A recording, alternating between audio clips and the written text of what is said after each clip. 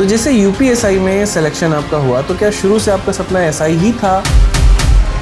Graduation के बाद में लोगों का सपना होता है कि या तो हम प्राइवेट जॉब में जाएंगे, हम कोई और दूसरा कोर्स करेंगे जी। तो आपके मन में सबसे पहला थॉट क्या आया? सर मैं सीजीएल की तैयारी और एसआई की तैयारी दोनों अलग कैसे? मॉक टेस्ट कितने दिए थे आपने? मॉक टेस्ट तो सर और मॉक की एनालिसिस करने के लिए कितना घंटा निकालते थे आप? जो एक सबसे महत्वपूर्ण बात तैयारी के दौरान जो आपने सीखी है वो क्या है जो आप बच्चों को बताना चाहेंगे? सबसे मेन चीज़ है। जय हिंद दोस्तों, स्वागत है आप सभी का मेरे भाई यहाँ पर एक जबरदस्त से पॉडकास्ट में। हमारे साथ में है हर्षवर्धन माथुर जो यहाँ पर यूपीएससी में सेलेक्ट हुए हैं और यहाँ पर वो कहते हैं ना कि few stars in the shoulder are better than million stars in the sky. कंधे के चंद सितारे आसमान के लाखों करोड़ों सितारों से बेहतर लगते हैं जब वो सितारे आपके कंधे पे सज जाएं। और फाइनली हमारे भाई जो है यूपीएससी में सेलेक्ट हो चुके हैं।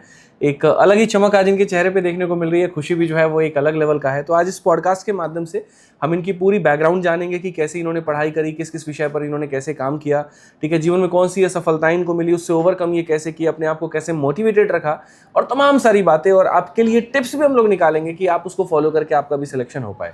तो स्वागत है आपका, कैसे हैं आप?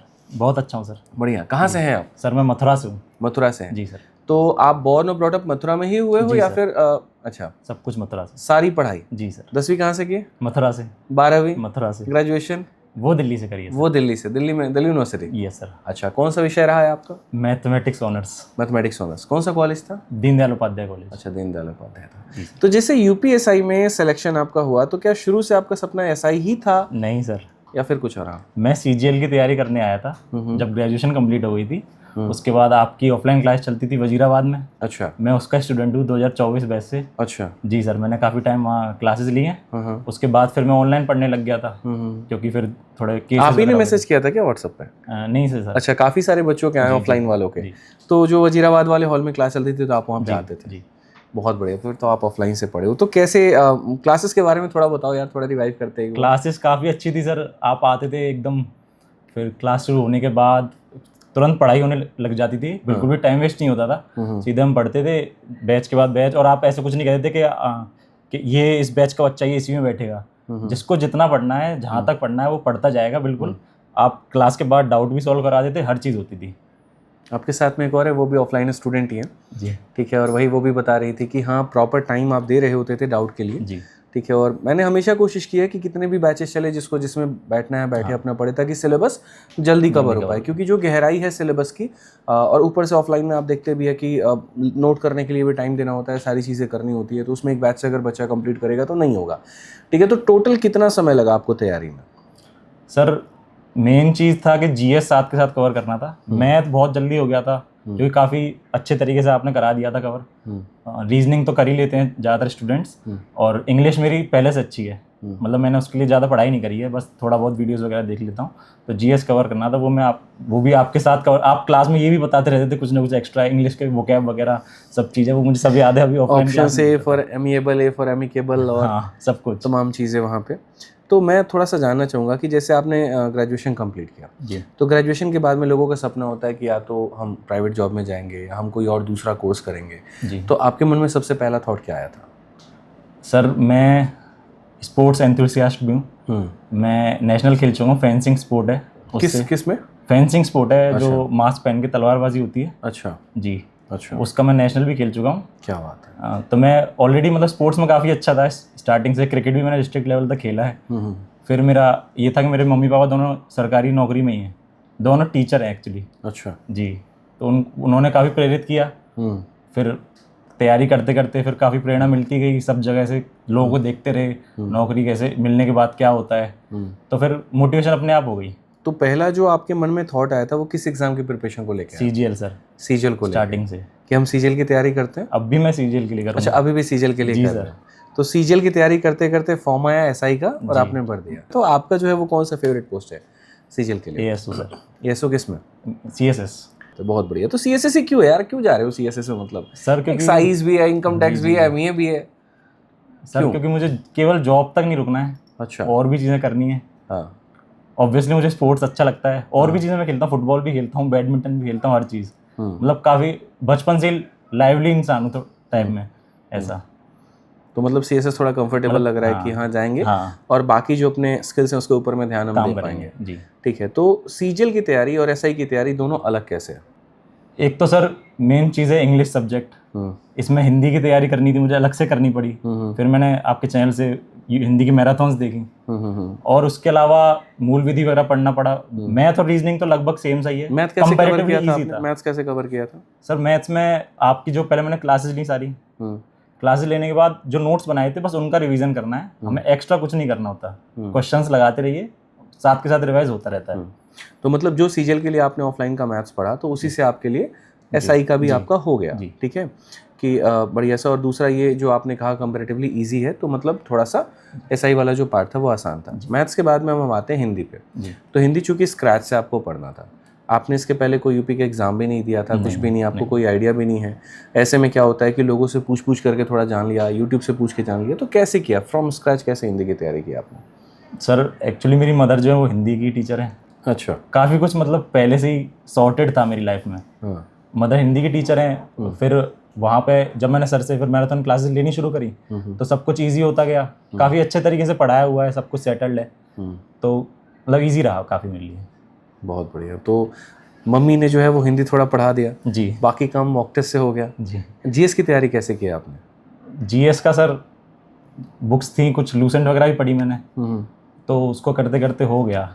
जीएस में मतलब मैंने ज़्यादा ऐसा श्योर नहीं कह सकता मैं। यूपीएसआई के पेपर में काफ़ी ऑप्शन एलिमिनेशन से मैंने सवाल किए हैं, जो आप हमेशा बताते रहते हो ये फटाक से उड़ा दो ऑप्शन से, वैसे सवाल किए। तो बढ़िया है। जीएस के बाद में अब नेक्स्ट बात करते हैं कि मॉक टेस्ट कितने दिए थे आपने एसआई के पेपर के पहले? मॉक टेस्ट तो सर काफ़ी दिए थे। जब पेपर की डेट आई थी जब से मैं मॉक टेस्ट ही दे रहा था, लगभग डेली ही दे रहा था। और मॉक की एनालिसिस करने के लिए कितना घंटा निकालते थे आप? मॉक के एनालिसिस के लिए सर कम से कम 45 मिनट। कम से कम 45 मिनट। हाँ। तो जो एक सबसे महत्वपूर्ण बात तैयारी के दौरान जो आपने सीखी है वो क्या है, जो आप बच्चों को बताना चाहेंगे? मतलब पढ़ते वक्त में क्या, मॉक टेस्ट देते वक्त में क्या, कौन सी ऐसी महत्वपूर्ण बात है जो आपने सीखा और आप बचाएंगे बच्चों को? सबसे मेन चीज़ है कि जो आप तैयारी कर रहे हो उस पर स्टिक रहो। बार बार हमें चेंज करने की ज़रूरत नहीं है। अपने आप से मतलब अपने ऊपर भरोसा रखो, सब हो जाएगा, बस करते रहिए। लेकिन नौकरी देख करके आप भी चेंज हुए, सीजीएल से आप भी यूपीएसआई पे गए। आप बच्चों को कह रहे हो यहाँ पर कि आप चेंज मत हो, अब पता चले एनटीपीसी की नौकरी बहाली आई है वहाँ पे, और आपकी बात सुन करके बच्चा मान लिया कि सर ने कहा चेंज नहीं होना है, तो भरेगा भी नहीं फिर। नहीं तो किस तरह के चेंज की आप बात कर रहे हैं, वो भी क्लैरिफिकेशन होना ज़रूरी है। चेंज सर मैं कहना चाह रहा हूँ अपने सोर्स को लेकर। अच्छा। जैसे अगर मैं आपसे पढ़ रहा हूँ तो मैं आपसे ही पढ़ता रहूँ, आपकी सारी स्ट्रेटेजीज फॉलो करूँ। अगर मैं इधर उधर सब देखूंगा तो फिर काफ़ी कन्फ्यूजन होती है। आजकल वैसे भी सोशल मीडिया की वजह से सब लोग क्या कहते हैं, काफ़ी डिस्ट्रैक्टेड रहते हैं। तो ये सब नहीं होना चाहिए। आप पेपर सारे दीजिए। मैं अभी एनटीपीसी मेंस लिख के आ रहा हूँ कुछ दिन पहले। फॉर्म जो निकले भरते चलो, तैयारी उसी आधार पे। लेकिन ये है कि जो फॉर्म है वो अलग अलग भरिए, लेकिन सब्जेक्ट के लिए टीचर को अलग अलग मत चूज करिए। जो भी टीचर है जिनके ऊपर आपने विश्वास किया, तो एक बार आप स्टिक हो जाइए, अपने नोट्स पे स्टिक हो जाइए और इसी को बार बार पढ़िए, सिलेक्शन होना तय है। और जो अंत में मुझे जो लगता है वो यही कि बच्चों को जो है वो काम करना चाहिए अपने प्रैक्टिस के ऊपर में, अपने मॉक के ऊपर में, ठीक है। ऐसी हैं जो नहीं है, जो आपने नहीं पढ़ा, आप उसके लिए जा सकते हैं, लेकिन बहुत ज़्यादा भटकाव आपके लिए नुकसान करेगा। मैथ्स में किन सोर्सेज को फॉलो किया आपने? फॉर्मूला बुक हो गया या जैसे बुक हो गया, क्या उसका मतलब रोल रहा आपके? जब ऑफलाइन बैच ज्वाइन किया था तब आपकी टीम की तरफ से हमें ब्रह्मास्त्र बुक दी गई थी और एक बुक और दी गई थी हमें प्रैक्टिस के लिए, सीजीएल वाली मेंस के लिए। तो उन बुक से काफ़ी हेल्प मिली। फिर आपने उसी के बाद लॉन्च करी थी अपनी 6500 वाली जो क्वेश्चंस वाली बुक है, हाँ वो भी मैंने करी थी, साथ में पिनेकल से भी करा था।